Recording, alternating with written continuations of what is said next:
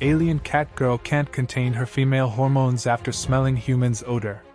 He stands in the broken corridor of an abandoned military outpost, a place where flickering lights cast greenish halos on dented metal walls. The air is hot and charged, the hum of failing generators mingling with the smell of scorched steel. Ronan's boots make no sound against the dusty floor as he advances deeper into the station, senses on high alert. He pauses, scanning the darkness for movement. For a moment, there is only his slow, steady breathing, and the unsettling awareness that he is not alone. In the dim distance, a silhouetted figure moves with sinuous grace, the slight sway of a tail visible in the corner of his vision. He narrows his eyes. She is right there, sliding into a patch of flickering light. Green hair frames her striking face, and those ears, cat-like tall and twitching, betray her sharp focus. The tension in the air feels almost alive. She halts in a stance that is both predatory and poised, one leg slightly bent as if ready to pounce. For a stretch of seconds Heather moves. He can practically taste the tension crackling between them, sees the arch of her spine beneath minimal, form-hugging attire. Her tail flicks once. Then twice. There's an unreadable expression in those iridescent eyes, something like curiosity laced with hunger. His heart thuds once in his chest, but he keeps his composure. He has faced monstrous war machines, entire squadrons of merciless killers. One lone alien catgirl, no matter how unsettling her intense energy, will not rattle him. Still, the sense of danger winds around them like a coiled serpent. In the stale air, there is the faintest trace of something primal, an unidentifiable scent that makes his pulse thrum. She draws in a deep breath, chest rising, and for the briefest moment, the corner of her lips curves, as though she's just caught the aroma she's been hunting. "Bow to me, human! Or you can bleed where you stand." Her voice lashes out with a low, resonant quality that seems to vibrate along his spine. He doesn't move, letting the threat hang for a second. He arches an eyebrow, aware that she's waiting for any sign of weakness. The fact that he merely stares, impassive, is enough to make her eyes narrow. She flicks those cat-like ears in displeasure, her glossy green hair shifting around her shoulders. Slowly, he lifts his chin, meeting her gaze with calculated calm. He can see the tension in her muscles. She's ready to spring if he so much as blinks the wrong way. Another beat of silence, then he gives the faintest smirk. "I don't bow," he states, voice cold as steel. "And I don't bleed for anyone." She hisses softly, a half-growl that makes her chest vibrate. An instant later she lunges, claws extending from fingers that appear deceptively delicate. Ronan pivots, letting her slash pass mere inches from his throat, and he counters with a swift twist of his forearm that deflects her momentum. She lands, crouched and poised, tail swishing like an agitated serpent. Before he can press an advantage, she's already spinning, launching a back kick aimed at his ribs. He blocks, absorbing the impact that rattles his bones. This isn't just agility. There's lethal grace behind every move, and she's testing him, pushing to see how he'll respond under pressure. He exhales, eyes locked on her, pivoting in a fluid circle to keep her in view. The station's emergency lights flicker again, painting her face in brief flashes of emerald. She studies him in that strobing glow, lips parted as though tasting the air. The tension is savage, potent. She darts forward, feigning left, then rakes out with her right set of claws. He ducks, dropping to a crouch, and nearly sweeps her legs out from under her, but she leaps nimbly, flipping midair to land in a crouch behind him. He whirls, fists raised, a savage grin ghosting across his lips. He hasn't felt a thrill like this in a long time. Adrenaline spikes in his bloodstream, making everything sharper, his senses, his reflexes, the pounding of his heart. And then he notices it, the faint musky sweetness that hangs in the air every time she draws close. Something about that scent spears into his mind, urging him to clench his jaw and refocus. She notices the way he tenses, and her nostrils flare. "You're no ordinary soldier," she purrs, sounding almost amused. "I can smell the blood on your hands, sense the beat of your heart. You're dancing on a wire, human." She prowls a half-circle around him, her tail making slow arcs in the air, He keeps his guard up but doesn't lunge. Instead, he counters in a low, steely tone. "Better watch your step, kitten." I bite back. His words earn him another hiss, but her eyes glimmer with something akin to excitement. Now that the initial clash of claws and fists has subsided, an uneasy standoff emerges. They each realize the other is too dangerous for a quick takedown. Tension still coils in the air, but in the near distance, a low rumble of collapsing infrastructure echoes through the outpost. A chunk of metal ceiling slams down somewhere deep in the corridors, rattling the floor beneath them. Something about the station is failing. Maybe the structural integrity, maybe the reactors. A hiss of steam spews from a nearby vent. Either of them break eye contact. She lifts her chin, sniffing the air. Her pupils dilate, and her tail lashes vigorously.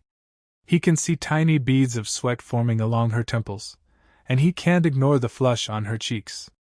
She breathes a bit faster than before, as if some internal furnace is spiking her temperature.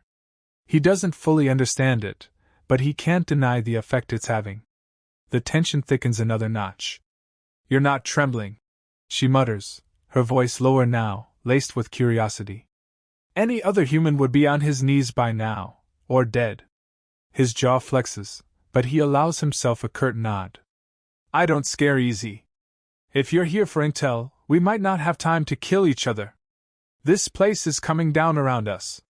A flash of what might be agreement flickers through her eyes, but her posture remains guarded. "I'm not leaving without what I came for," she snarls, baring pointed teeth. He inclines his head, that infuriating smirk returning. "Neither am I." A crackling overhead speaker sputters to life with static. A distorted voice, feminine, automated, announces a structural collapse in tiers 3 and 4, telling all personnel to evacuate. The message loops, then fizzles out. For a moment, neither of them moves, as if testing the other's next intent. Then she makes a decisive pivot, sprinting down the hallway. Ronan curses under his breath and gives chase, not about to let her vanish with the data he needs. He closes the distance fast, though she's shockingly quick, weaving around debris. The corridor widens into a small control room. Exposed wires spark overhead. She drops into a slide, stopping in front of a battered console. Ronan arrives just behind her, breath still controlled, and when she senses him, she whirls, claws half bared. But she doesn't strike. Instead, she snaps, "Stay out of my way," and slams a lithe hand onto the console's cracked surface. A flickering screen displays symbols in an alien script. Ronan stands at her side, eyes flicking over the readout. This time he doesn't antagonize her. "We both want the same thing," he growls. "I have reason to believe the data logs here have evidence that can bring down half the corrupt generals in this sector. I'm not leaving without them." She glances at him. "Corrupt generals?"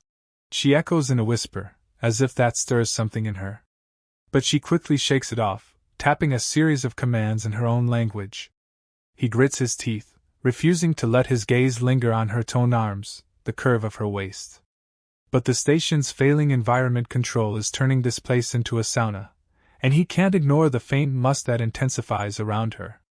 She's breathing harder, her shoulders tense. Those cat-like ears swivel, and she exhales with a faint tremor. Her physiology is reacting to the heat, maybe, or to him, or both. When the console sputters, displaying an error, she curses under her breath. "Damn it, the main memory core must be deeper inside. I can't pull anything from here." She turns abruptly, eyes blazing with frustration, and he catches the sheen of sweat on her collarbone. Without warning, she seizes the collar of his tactical vest, pulling him down so she can hiss near his ear. "You want your data, you follow me. But try anything, and I'll carve out your heart." He remains rigid, meeting her glare with an unwavering gaze. "Lead the way. But once we get it, we're done." They sprint through the station's labyrinth, the clang of collapsing metal echoing in distant corridors. Twice they have to dive aside as entire sections cave in behind them. Sparks rain from overhead. She's agile, sliding through the narrow passageways, and he has to admit she moves with a lethal grace that's mesmerizing. No wonder her species has a fearsome reputation across the galaxy. As they pass a flickering corridor, he notices her stumbling slightly, as if disoriented. The flush on her cheeks deepens. She shoots him a quick glare, as if blaming him. He says nothing, just remains at her back. She leads them to a sealed bulkhead door, its control panel battered and flickering. She snaps a wire from it and tries hot-wiring the lock. He waits, pressing his back to the wall, scanning the corridor in case they're followed. There's a beep, a hiss of hydraulics, and the door slides open halfway, stuck with a grinding groan. They squeeze through the gap. Inside, it's even hotter, the reactor hum more intense. This chamber must be directly above a power conduit. The walls are thick with pipes, the floor vibrating. On the far side is a large console that seems mostly intact. That's it, she mutters. She makes a beeline for it. Ronan trails behind, checking corners. He's spent a lifetime in war zones. Old habits die hard. She tries accessing the console. Her slender fingers dance over the glowing keys, but an error message flashes in her alien script. She snarls something under her breath. Manual override, can't do it alone. You, help me. She points to a backup terminal across the room. Ronan moves over, scanning the display. His standard infiltration software might break the encryption if it's at least partially compatible. He slides a palm-sized device from his utility belt, connecting it to the console's port. The text scrolls across the screen in glitchy, half-deciphered lines. He hears her behind him, panting slightly, as though every breath is a struggle. Shut off those pheromones, he growls, not looking at her. They're making it hard to think. She laughs, a strained, breathy sound. As if I can just flip a switch. You humans always assume we control it. When it's triggered, it's not exactly something I can shut down. He slants her a glance. What triggered it? Her lips peel back in a smirk. You, obviously. Don't flatter yourself too much. It's just that there's something in your scent that's aggravating my body. She braces herself against the console behind him, tail lashing in annoyance. I'm not used to being unable to throttle it back. He mutters a curse, turning his attention back to the data infiltration. The device flickers with progress, some sort of partial key decoding. We need another minute, he says quietly. She exhales, stepping closer. He can feel the warmth radiating from her. A glistening droplet of sweat slides down the side of her neck. Her ears flick in agitation. His jaw clenches. He fights the unwanted stir in his gut. Focus. He's here for the intel. 1 minute, he repeats under his breath, his eyes glued to the data streams. She's so close now that the smell of her hair, that exotic, musky sweetness, is impossible to ignore. He can feel her breath near his cheek. Hurry, she whispers. He doesn't respond.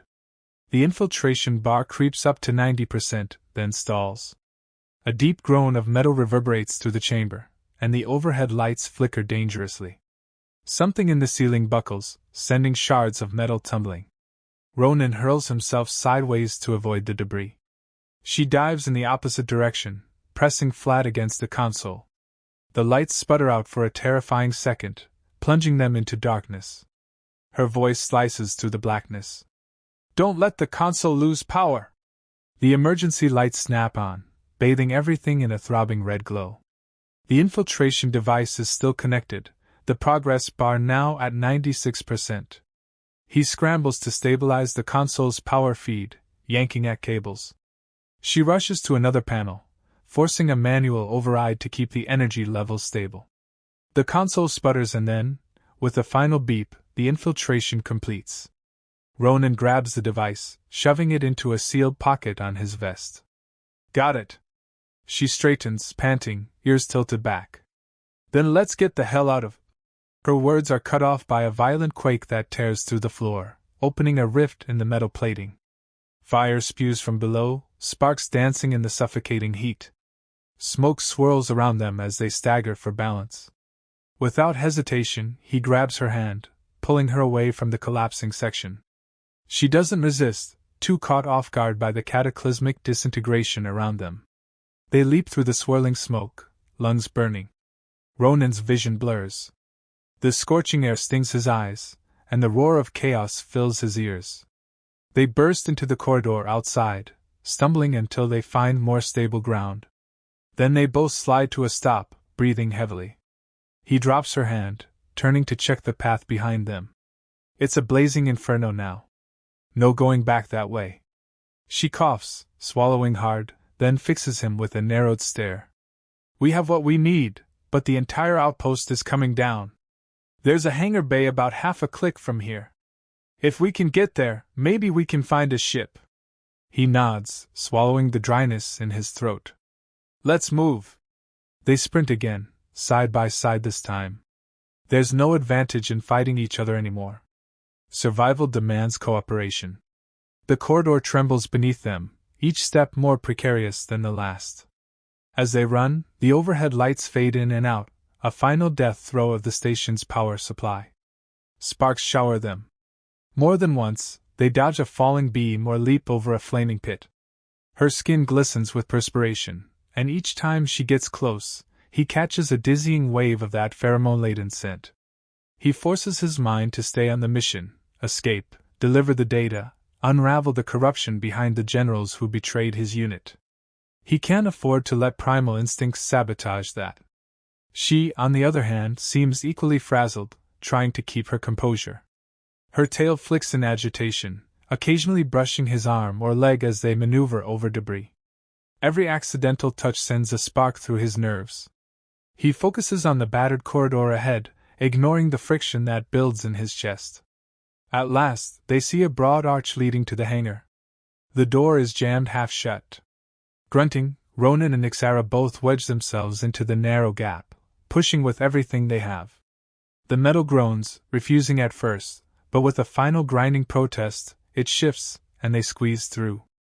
Inside, the hangar is a wasteland of toppled crates, twisted scaffolding, and partially melted ships. The overhead structures creak ominously. Just as he thinks there might not be a viable craft, she points to a small vessel that looks relatively intact near the far wall. They hurry, weaving through the wreckage. She climbs onto the ship's loading ramp, punching at the external control to open the hatch. It takes a moment, but it cycles open with a hiss. They collapse inside, slamming the hatch shut behind them. Once the seal engages, the internal lights flicker. The ship's systems are still functional, albeit barely. She lunges toward the cockpit. He trails behind, scanning the cramped interior. It's a scout ship, probably enough for short-range travel, but that might be all they need to get off this station. She fires up the engines. They rumble to life, though the readouts blink with errors. No time to worry about that. Ronan throws himself into the co-pilot's seat, adjusting the controls. She bites her lower lip, focusing, but her chest heaves. He sees her shift uncomfortably in her seat, eyes dilated. She looks at him once, her gaze burning with layered intensity. "Strap in," she mutters, voice hoarse. He obeys, strapping the harness over his shoulders. A shrieking of metal from outside signals the total collapse of the hangar's roof. She slams the thrusters, and the ship lurches upward, knocking them back into their seats. Through the forward viewport, they see a massive chunk of steel crash down behind them. The ship, battered by the shockwave, spins precariously, but she wrestles it under control. The engines roar, and they punch through the crumbling structure in a swirl of smoke and flame. Ronan's vision goes white for a moment as they burst into open space, leaving the fiery station behind. He exhales, heart pounding, while the ship's stabilizers whine in protest. They're free. She exhales in relief but doesn't relax. Alarms beep, and lights flicker. The ship's hull is damaged. A shimmering aura around them indicates the shields are down to minimal. "We can't stay in orbit long," he says tightly. She nods, flicking controls. "Nearest planet with a safe harbor is close. We can jump there if the FTL drive is still functional." She grimaces as she reads the console. "It's not. We'll have to do sublight travel for a while." He grips the seat arms. "Fine. Anywhere but here." She sets a course, the engines throbbing beneath them. The tension in the cockpit is stifling. He can still sense her agitation, the way her body fights itself. She tries to act normal, but her tail flicks erratically. Her face is flushed. Even her breathing is ragged. He sets the autopilot to hold their heading. She slumps back in her seat, shoulders trembling. The emergency lighting in the cockpit casts harsh shadows across her face. Her pupils are huge now, and her lips are parted. She presses a hand to her forehead, shutting her eyes. Sweat beads at her temple. "Damn these hormones," she mutters. "I thought I could control them, but this is strong." He tries to maintain a detached calm, though the underlying sexual charge has become impossible to ignore. "Never asked you to hold back for my sake," he grumbles, though it's a half-lie. The swirling heat in his gut is starting to become a distraction. He forces a cough. "We'll find a place to land. Then we can talk about how to split the data." She tries to scoff, but it comes out more like a shaky breath. "Yes, the data," she echoes. "That's the only reason we're doing this." His gaze flicks to her. He notes the subtle tension in her posture, the arch of her back as if she's fighting an internal surge. "We have a truce until we crack those logs and get what we need," he says, although it sounds more like a reminder to himself than to her. "After that, we go our own ways." She glances at him with an inscrutable look, then tears her gaze away. "Fine," she rasps, but there's a tremor in her voice that betrays the roiling conflict within her. The cockpit falls quiet save for the hum of the struggling engines. They manage to limp through sublight travel for hours. The swirling stars outside offer a hypnotic pattern that does little to ease the tension. Eventually, a bleak, gray planet appears in the viewport, pockmarked with craters, a thin atmosphere swirling with dust storms. She confirms it's uninhabited, at least mostly, but might have safe spots to land. A bitter terrain, but at least it's not crawling with the regime's forces. As they descend, turbulence rocks the vessel. She grits her teeth, guiding them through crosswinds. Finally, they set down on a plateau of dark rock, the thrusters kicking up swirling clouds of dust. The engines sputter out, leaving only the hiss of the ship's cooling systems. Inside the cramped cockpit, the adrenaline crash hits them. Ronan unbuckles, stands, and stretches. Every muscle in his body feels tense. She remains seated for a moment longer, eyes closed, breath still uneven. Then she forces herself upright. "We need to check the hull," she says, voice clipped, as though she's determined to remain professional. He nods. They exit the cockpit and head to the cargo hold, which is barely big enough for a few supply crates. The ramp opens, and scorching, dust-laden wind blasts them. They step onto the barren surface, each scanning the horizon. The atmosphere is breathable but thin and hot. He moves around the ship's perimeter, checking for damage. She does the same, though her movements appear slower, as though each step is a struggle. Her tail droops slightly. He finds a breach near the starboard engine, cursing under his breath. He calls out to her, voice raised over the wind. "We've got a hull fracture. It's going to need patching." She trudges over, nods, and kneels to inspect the damage. Her green hair flutters around her face. He notices a faint shiver pass through her. She places a hand on the damaged panel. "I can seal this if the emergency kit is intact. Do you have a welder?" He lifts a brow. "Yeah, should be in the supply crate." "Let's grab it." They circle back, retrieving the emergency patch kit. She gets to work, and he stands guard, scanning the horizon for any sign of trouble. The planet's dust storms swirl in the distance, faint thunder-like rumbles echoing across the wasteland. As she works, he can't help but notice the subtle trembling in her hands. Her breathing is still labored, and a thin sheen of sweat coats her skin. With each pass of the welder she winces, as though even that slight heat sets her nerves aflame. Finally she finishes, letting out a ragged exhale. "It's not perfect," she mutters, "but it'll hold for a short flight, maybe." She rises, swaying slightly. He steps toward her, instinctively steadying her elbow. She jerks away from his touch, but not violently, more as if she can't stand additional contact. "I'm fine," she snaps. He drops his arm, scowling. You look like hell. She bares her teeth in a half-hearted snarl. You have no idea what this feels like. My body's in overdrive. I need time or some remedy. He folds his arms, ignoring the slight pang of sympathy that tries to rise. What remedy? She gives a short, humorless laugh, turning away to face the dusty wind. Normally, I take a suppressant injection. But I don't have any on me. Our species has these cycles, triggered under certain conditions, and if it escalates, I'll lose focus completely. She seems reluctant to share this. He shifts uncomfortably, uncertain whether it's pity or curiosity swirling inside him. All right, he says finally. Then we find a place to wait this out.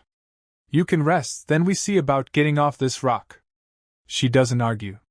With a curt nod, she stows the welder, and they head back into the ship. The interior is stifling. With limited power, climate control is minimal. She stalks into the narrow corridor, tail dragging. He follows, noticing her shoulders tensing more than ever. She pauses at the entrance to the small living compartment, resting a palm on the threshold. You stay out here, she mutters. I don't need you hovering. He almost laughs at the irony. They've been at each other's throats since they first met, and now they're forced to rely on each other in a scorching metal box on a barren planet. Fine, he replies. Take the time you need. She slips inside, the door sliding shut behind her. He leans against the corridor wall, letting out a long breath. Part of him wonders if she'll just lock him out and bolt when she recovers. But then again, she needs that data, and so does he. They need to decrypt it, piece by piece, to expose the regime's crimes. He paces the corridor, glancing occasionally at the door.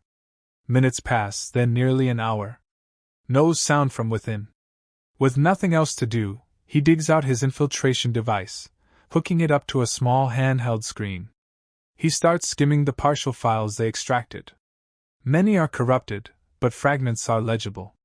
His jaw tightens as he reads about the orchestrated slaughter of entire colonies, all covered up by military leaders. Scenes from his past flash in his mind, his unit's betrayal, the ambush that left him the sole survivor. Anger twists in his gut. This data is proof. If he can piece it together, it might mean vengeance, or maybe justice, if such a thing still exists. He's so focused he doesn't hear the door open behind him. When he finally senses movement, he turns. She stands there, leaning against the frame, looking drained but determined. Her hair hangs in damp strands around her face. Her skin is still flushed, but her breathing is steadier. She eyes him, then the device in his hand. You found something, she says, voice hoarse. He nods, turning the screen so she can see. She steps closer, scrutinizing the lines of text. For a moment, her gaze hardens. She points to a segment, something in an alien script. That's part of a wider network, she whispers, almost to herself. My people are no friends to the human regime, but I never realized the scale of these operations. She glances up, meeting his eyes. A rare moment of shared purpose flares there. He breaks the stare, tucking the device away. We'll need a bigger rig to decode the entire log, maybe a secure facility. We can't do it here on a battered ship. She sighs, rubbing her temple. I know a place. Might not be friendly, but if we can slip in, we can use their equipment. She hesitates, then adds softly, and if we can broadcast the evidence to multiple systems, we can force the regime into a corner. He lifts a brow. We? She shrugs, crossing her arms. I want them exposed as much as you do. Not all of us are savage beasts, you know. We're used to being labeled monstrous, but these crimes are bigger than species lines. He nods, caught off guard by her sudden earnestness. Their eyes lock, and for an elongated moment either looks away. His chest tightens. The tension between them flares again, that primal undercurrent surging. She's close enough that he catches a whiff of that maddening scent. He sees her pupils dilate slightly, sees the hitch in her breath. A subtle shift in her stance brings her an inch closer. He can't fight the surge of heat that crawls up his neck. The logical part of his brain screams at him to pull away, to maintain control. But something about her draws him, like gravity. Her voice drops to a near whisper. We should rest. The planet's day cycle is scorching. We'll travel at night. He dips his head in agreement. All right. I'll bunk in the cargo hold. There's enough space to stretch out.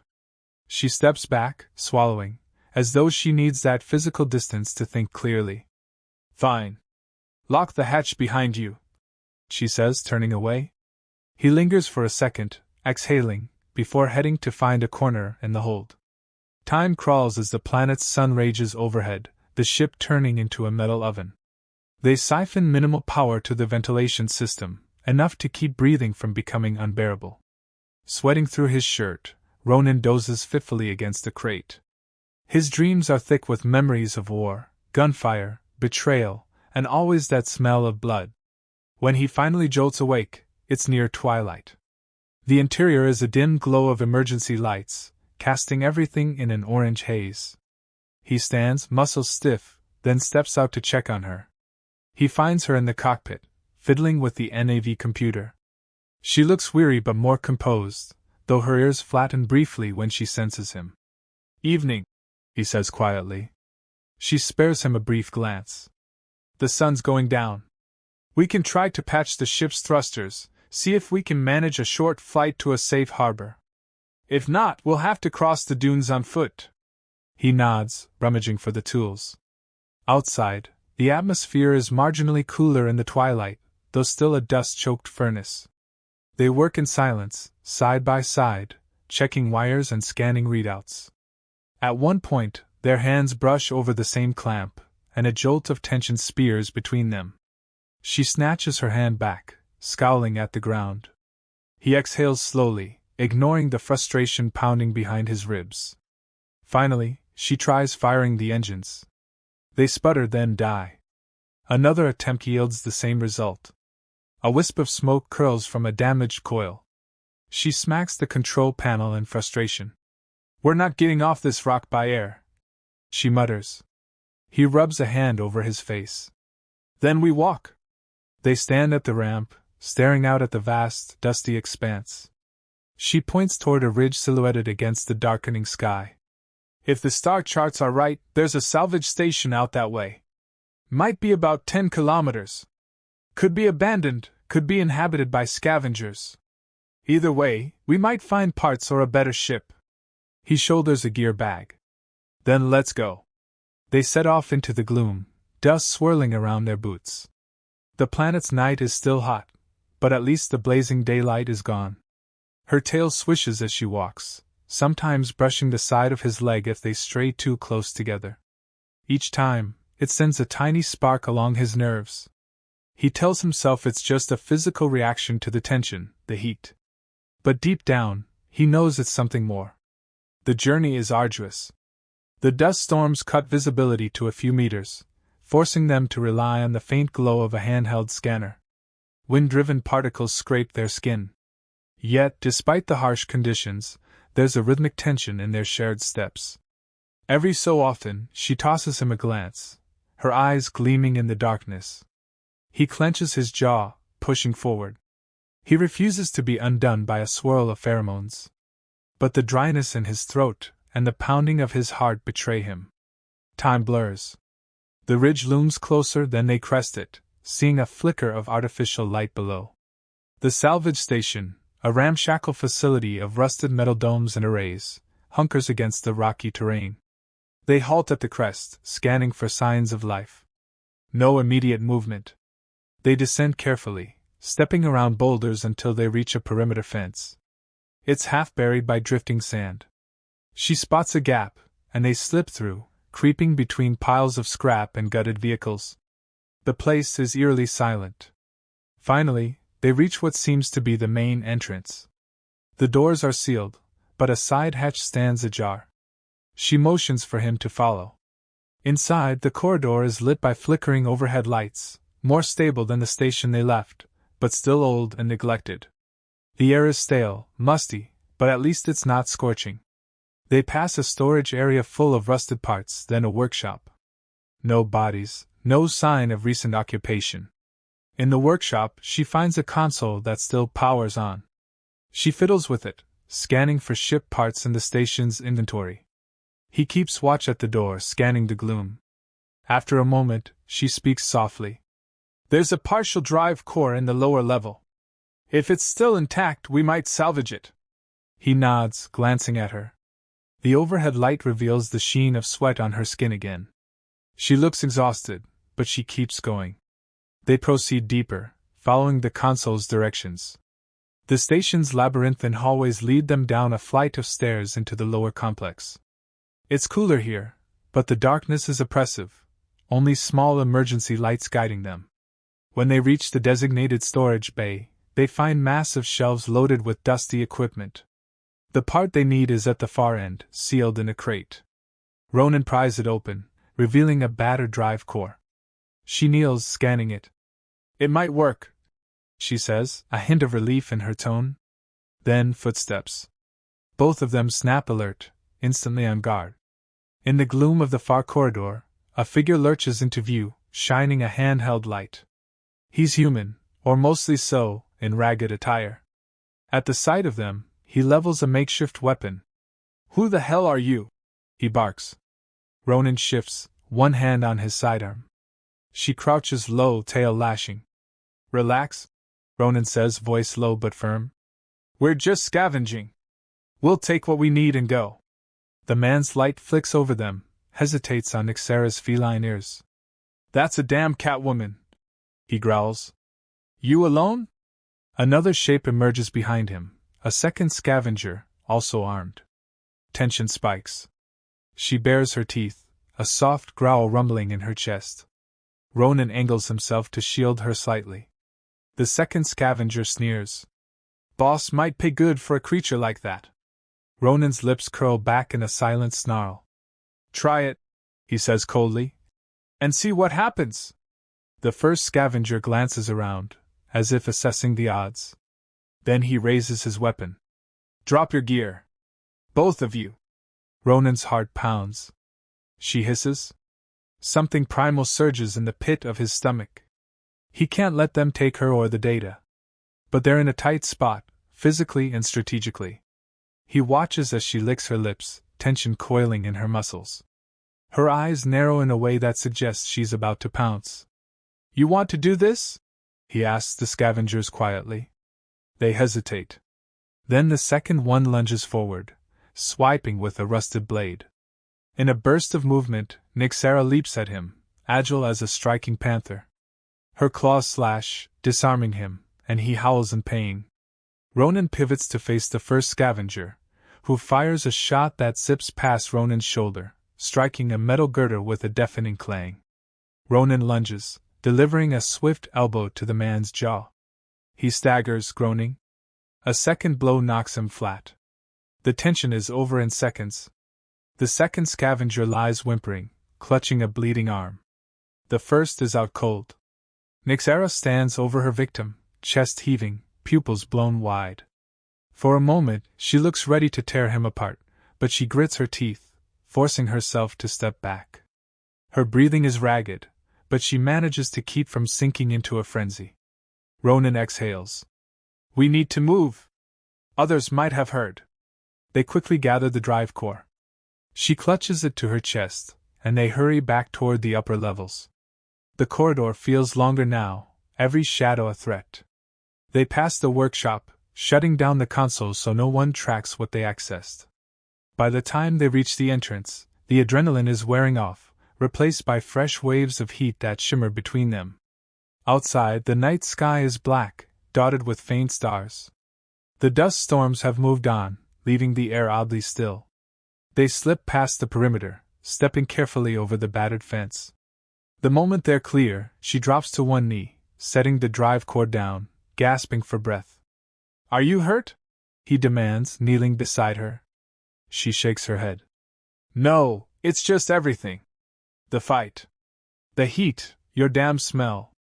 She lifts her gaze, eyes fierce. Why do you have to smell like that? He nearly laughs, though there's no humor in his voice. Is that a complaint or a compliment? She scowls, but it doesn't last. Her expression twists, torn between aggression and something deeper. "It's a curse," she whispers, pressing a hand to her forehead. He stands, scanning the horizon. They need to decide whether to return to the ship with the part or find temporary shelter here. Eventually, he offers a hand. She eyes it, hesitates, then takes it. He pulls her up gently. Their proximity is too close for comfort, but neither steps back. "We should." He doesn't finish the sentence. She's so near that he can see the faint quake of her body. She grips his shirt front, trembling with a mix of fury and overwhelming desire. For a second, he thinks she's going to strike him. But instead, she breathes. "Let's get back to the ship." He dips his head in agreement, stepping away to create distance. She picks up the drive core. They begin the trek back in tense silence. The horizon is starting to lighten with false dawn by the time they near the battered scout vessel. Each step becomes a battle against exhaustion. They board, sealing the ramp behind them. This time, she doesn't vanish into the living quarters. Instead, she helps him install the drive core in the maintenance bay. They work side by side, passing tools back and forth. Their arms brush occasionally, each accidental touch stoking the tension that hums between them.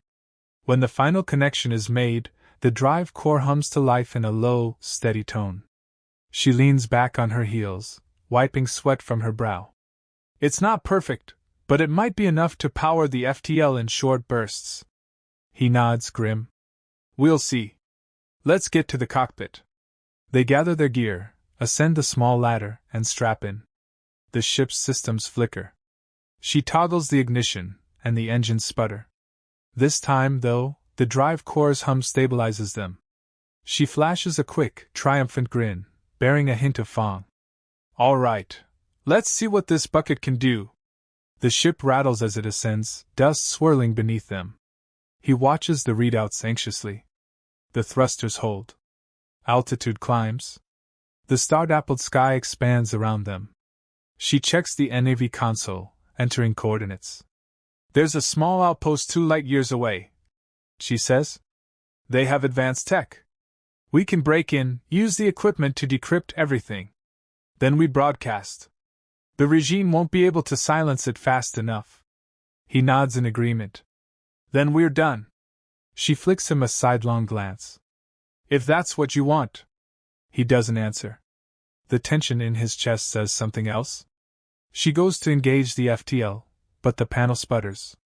An error message pings. She mutters a curse. "We need to prime it. This might take a few minutes." She activates the core's spool-up sequence. A low thrum resonates through the ship, rising in pitch.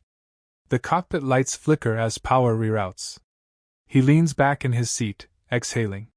She stares straight ahead, biting her lip. Her tail curls around her leg, a subconscious gesture that betrays her agitation. Silence hangs thick.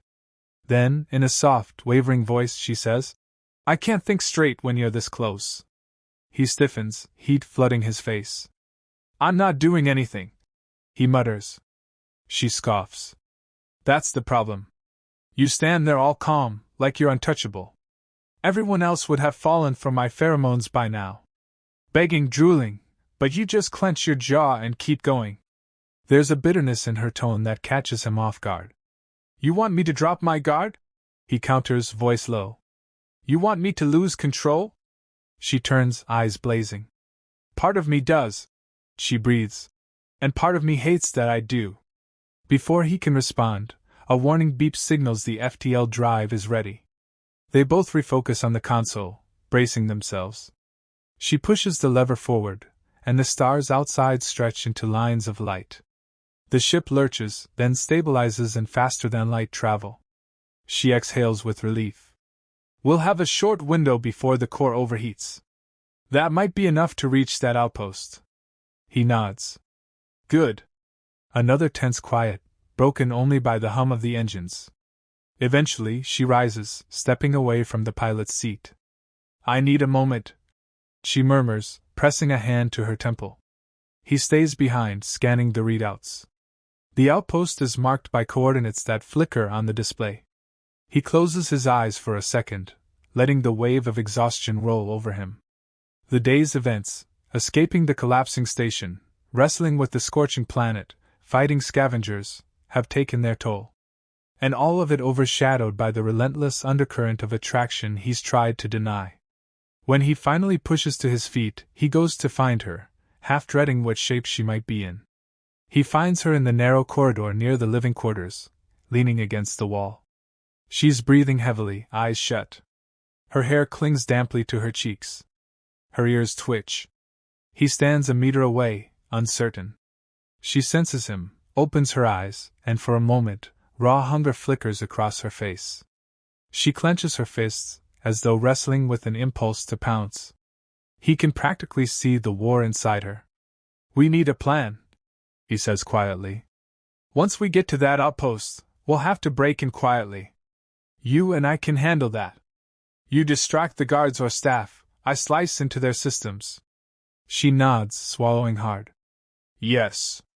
A plan," she repeats, as though trying to anchor herself. Then her gaze drifts over him, lingering on his chest, his arms. She forces her eyes back up to his face. "And after we broadcast the data? Then we go our separate ways," he says, voice steady but hollow.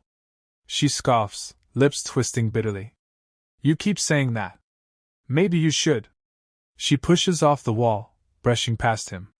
He grabs her wrist, a sudden surge of frustration flaring in his chest. "You think I want this? I never asked for this pull." She whirls on him, hair fanning around her shoulders. He feels her trembling under his grip. "Neither did I," she hisses, ears flattened. "But it's not something that just goes away, not with you standing there smelling like everything I can have." Silence. He releases her arms slowly, fists clenching at his sides. "I can't fix your biology," he murmurs, voice rough. "And I can't turn off mine." She stares at him, pupils huge, breath shallow. The corridor's low lighting bathes them in shadow. Without warning, she shoves him against the wall, pressing close. His heart thunders, but he doesn't push her off. The warmth of her body, the rapid flutter of her pulse, it all slams into him. He can feel the tension in her muscles, the primal need. For a second, her gaze locks on his mouth. His own breath catches. Then she curses under her breath, ripping herself away. She staggers back, looking almost horrified by her own actions. "No," she snarls, turning her back on him. "Not like this. I won't let the hormones dictate everything." She rushes away, tail thrashing. He stands there, chest heaving, running a hand through his hair. Every nerve in his body hums in protest. But he can't chase her now. He has to keep it together, for both their sakes. Gritting his teeth, he heads to the cargo hold to gather whatever gear they'll need for infiltration. Hours pass in tense isolation. He monitors the FTL readouts, making small course corrections. She stays in the living compartment, presumably wrestling her own conflicts. When the NAV computer beeps, indicating they're dropping out of FTL, he braces, calling out her name, though it catches in his throat for a second. She emerges, more composed, but her eyes are still bright with suppressed need. Wordlessly, she slips into the pilot's seat and eases the ship out of faster than light. The outpost appears on the horizon, a metal structure orbiting a barren moon, surrounded by a ring of debris. Skins show minimal life signs. Perfect for a covert infiltration. They dock at an unsecured port. The station's lights flicker behind the docking hatch. She turns to him, her expression unreadable. "We go in quiet. You get the logs decrypted and broadcast them to at least 3 major hubs. Then we bail before the local security realizes." He nods.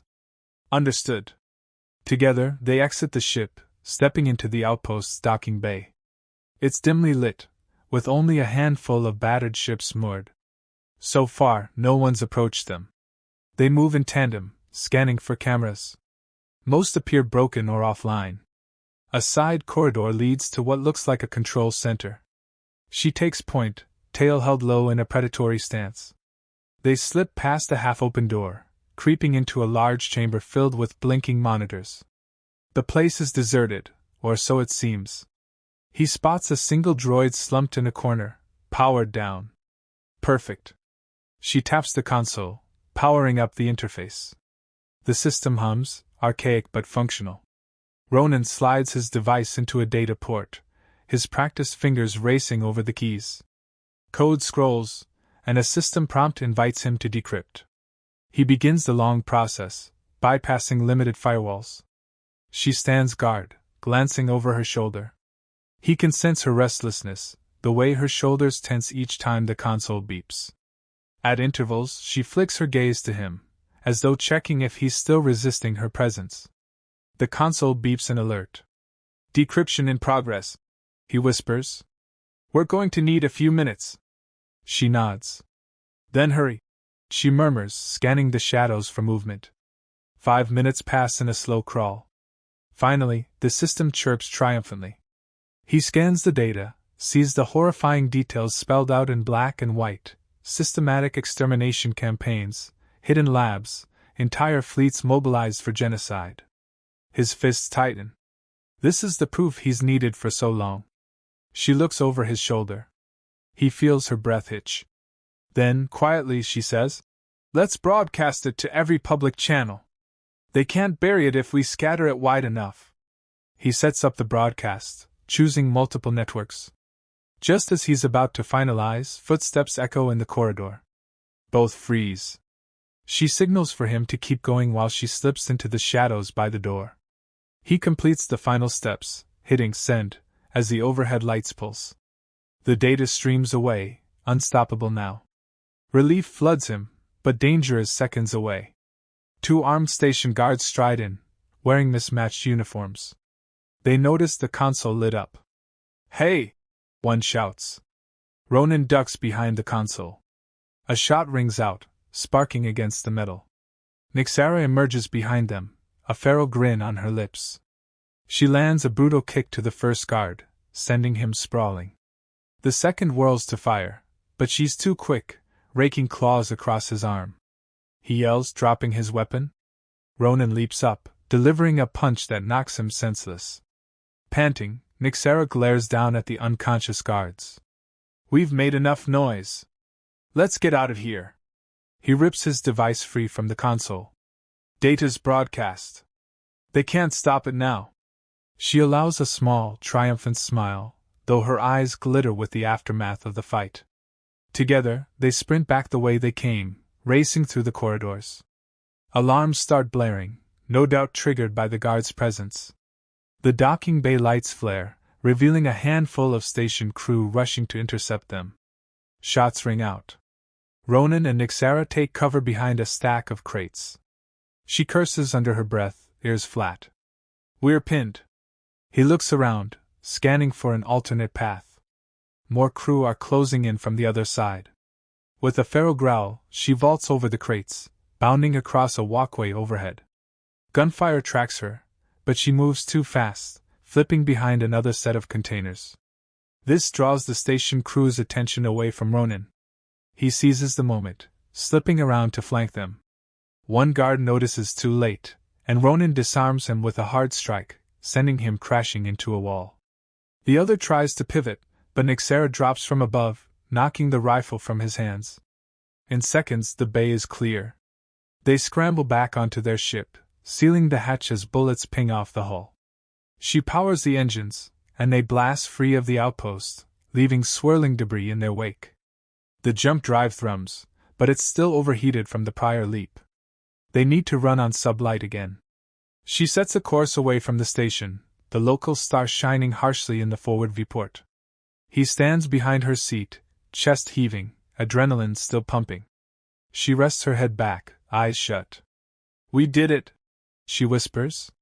He nods. "It's out there now. They can't cover this up anymore." For a long moment neither speaks.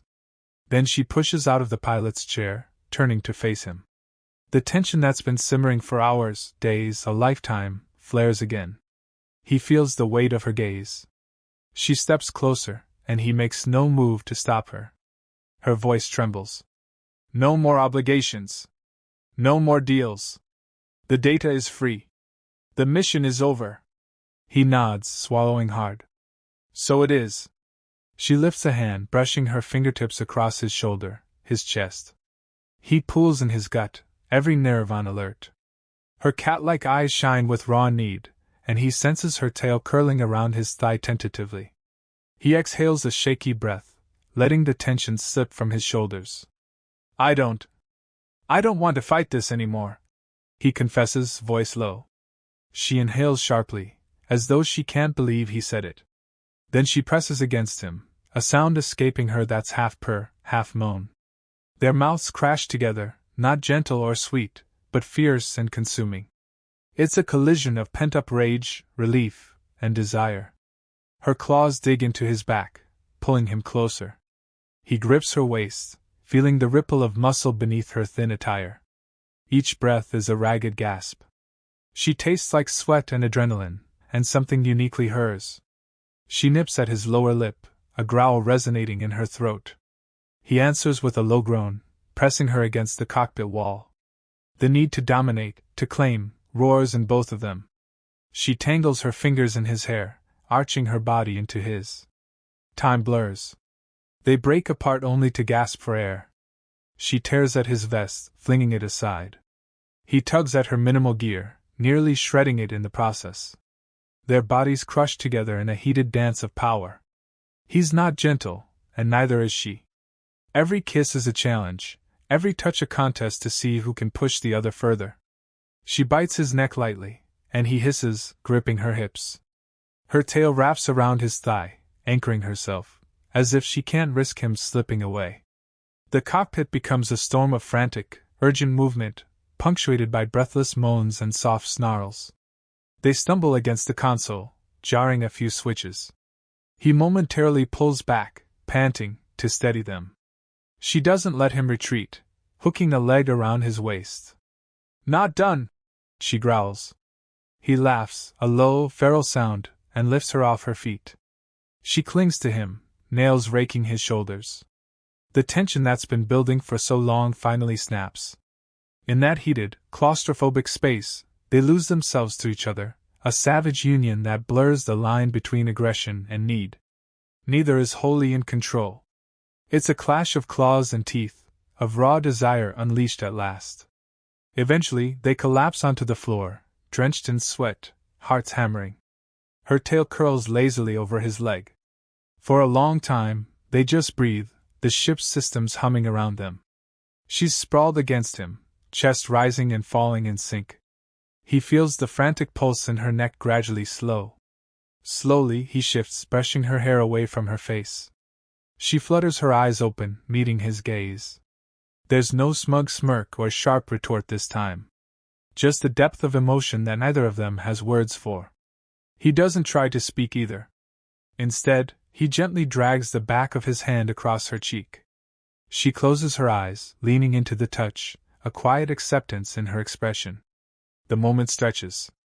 Finally, she exhales softly and murmurs, "I hate that you make me feel this way." He huffs a tired laugh. "Likewise." She snorts, but there's no venom in it. Carefully, they untangle themselves and find pieces of clothing, reassembling some semblance of modesty. The silence that follows is not awkward but weighted with the knowledge that everything has changed. When they stand, she sways, and he catches her elbow.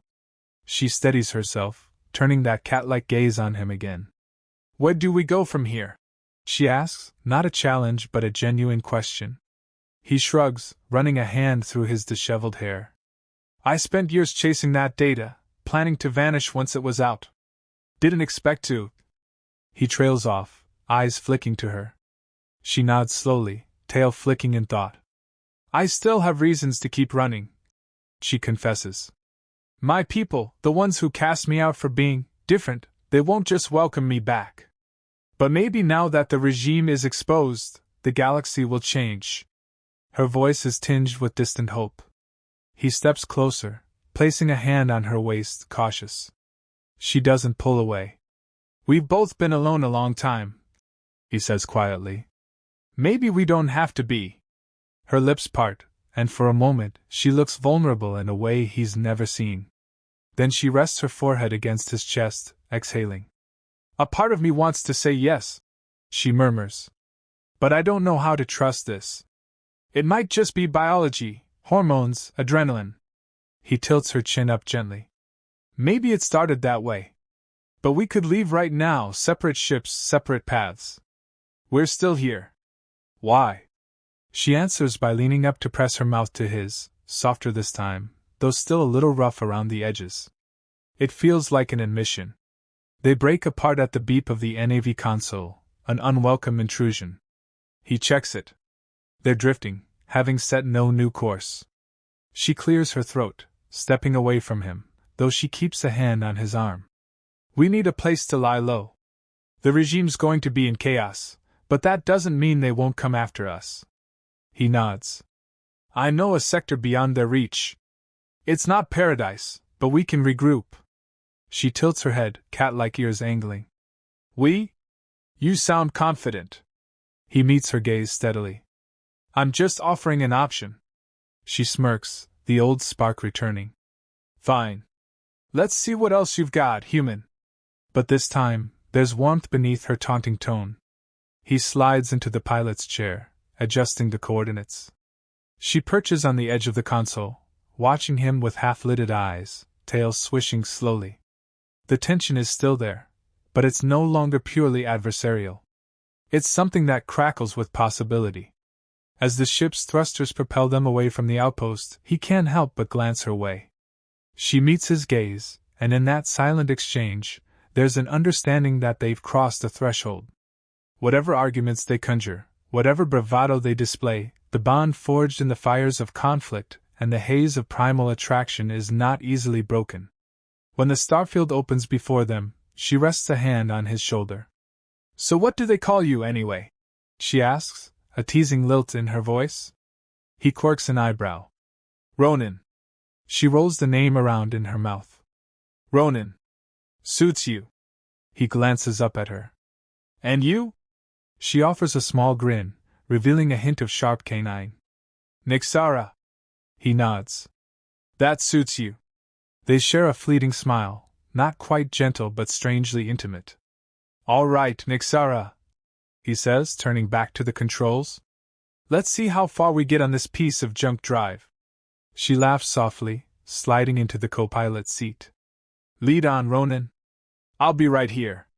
Hours later, they're adrift in a region of space with no official name, a scattering of asteroids and cosmic debris spinning lazily around them. The console is quiet, no pursuit on sensors. For the first time in ages, Ronin feels no immediate threat at his back. Nixara dozes lightly in the co-pilot's seat, her tail curled around her legs. He can't help but glance at her, noticing how peaceful she looks when not battling her instincts or snarling at him. A protective surge fills his chest, foreign but not unwelcome. He stands, taking a moment to stretch. The screen still displays some of the data they extracted, ugly truths about the regime. He wonders if the entire galaxy is reeling from the revelations by now. Maybe his old comrades can rest easier, wherever they are. As he's lost in thought, he feels a soft brush against his arm. She's awake, watching him. She doesn't speak. Instead, she takes his hand, guiding him gently back to the co-pilot's seat. The hiss of the ship's ventilation is the only sound. They sit in silence, hand in hand, staring out at the spinning void. There's still the question of what comes next, but for now, that answer can wait. They have time to decide who they want to be, separately or together. She finally speaks, voice low. I never thought I'd say this, but I'm glad it was you who smelled like that. He exhales a laugh, the tension in his chest loosening a little more. Yeah, well, he says gruffly. I'm glad your pheromones didn't kill me. She snorts, elbows him lightly. And just like that, the darkness of space doesn't seem quite so cold. 2 days later, they land on a small, uncharted planet. Dense jungles and rolling hills greet them. The local wildlife scattered as their ship descended near a waterfall that plunges into a crystal basin. The air is humid, thick with the scent of vegetation. They step onto the soft earth.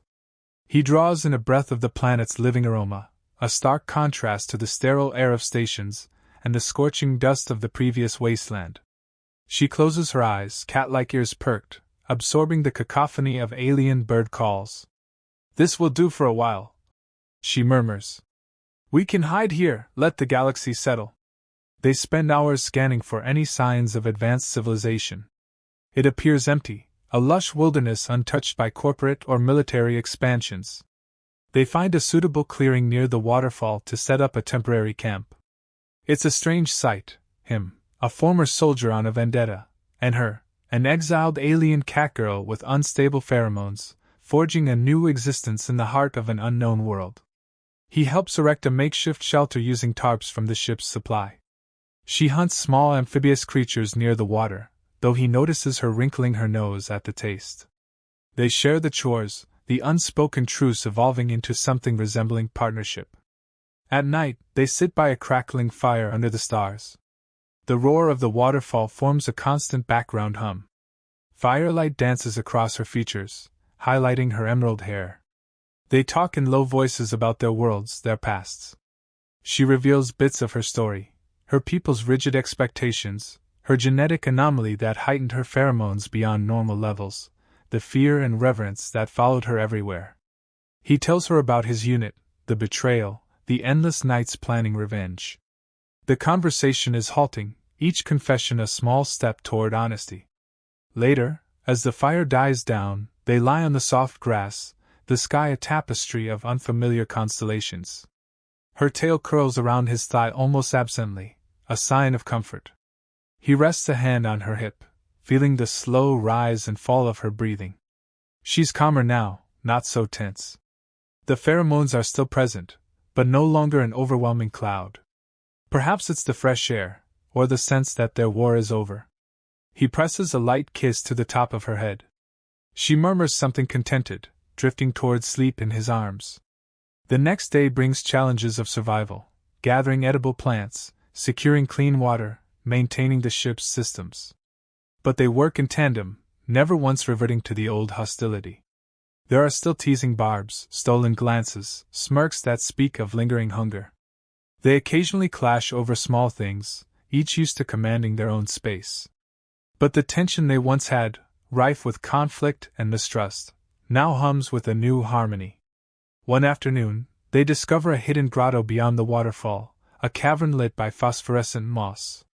She seems entranced by the glow, walking deeper into the cave with cautious steps. He follows.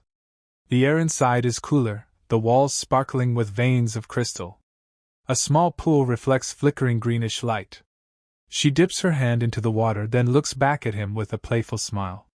"We could use a bath," she suggests. His lips curve into a matching grin. "You first," he says, stepping aside in mock chivalry. She wades in, submerging until only her head and those feline ears are visible. When she surfaces, water cascades down her shoulders, and she looks so unguarded that he feels a pang of affection unlike anything he's known. He strips down, joining her in the pool. The water is shockingly cold at first, but refreshing. She ducks under, then springs up behind him, pressing her body against his back. He jumps, then laughs, turning to face her. Steam practically rises from his skin at her touch, even in the cold water.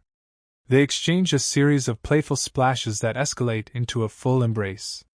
He backs her against the cave wall, pinning her wrists gently above her head. Her laughter dies into a breathless moan as he leans in, capturing her mouth. The echoes of their mingled voices reverberate against stone. This time, there's no sense of frantic desperation. It's a slow, burning exploration, as if they've claimed this oasis for themselves. Afterward, they lounge at the water's edge, her head on his chest, the two of them breathing in unison. He notices her tail occasionally flicking droplets of water onto his leg. She notices him smiling at the subtle movement, and flicks her ear in mock annoyance. "What?" she murmurs. "Nothing," he replies, tightening his arm around her. "Just thinking you're beautiful when you're not trying to kill me." She huffs but can't hide her small grin. "Don't get too comfortable, human. I can always sharpen my claws." He chuckles, pressing a kiss to her wet hair. "I wouldn't have it any other way." Time flows differently after that. Days blend into nights, filled with shared tasks, cautious exploration of the planet, and deeper exploration of each other.